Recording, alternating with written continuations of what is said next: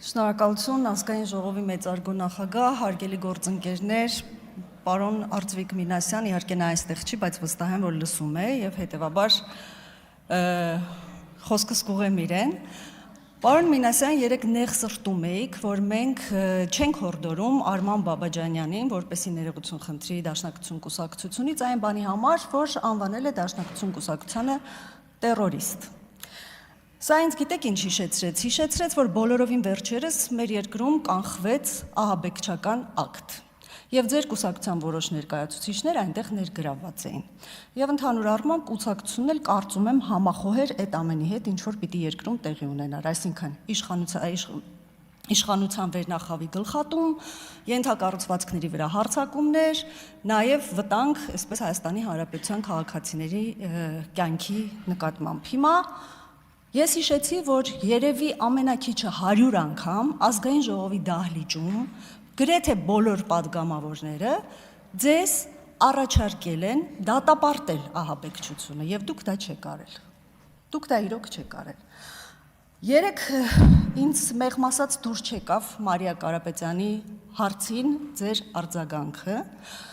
Դուք ում եք հիմարի տեղ դրել։ Ձեզ թվում է մենք ձեր ենթատեքստերը չենք հասկանում։ Ինչ էր դա նշանակում։ Հայաստանի Հանրապետության մեկ այլ քաղաքացու նկատմամբ այո, նման արտահայտությունները անթույլատրելի են, բայց շեշտեցիք թշնամասիրությունը եւ նաեւ ասացիք ցեղասպանություն ժողովրդի նկատմամբ գործած մարդկանց գլուխը այո պետք է կտրել։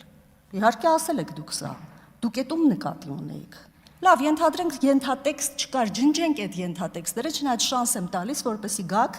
եւ այստեղից ասեք, որ ես ձեզ սխալ եմ հասկացել եւ դուք նկատի չունեիք որևէ ձեր հայրենակցի, այդ թվում նաեւ Հայաստանի Հանրապետության վարչապետին։ Ջնջում ենք ենթատեքստերը, ուղիղ ձեր խոսքին ենք գնում։ Այդ դեպքում ձեր խմբակցությունում հակասություններ չկան,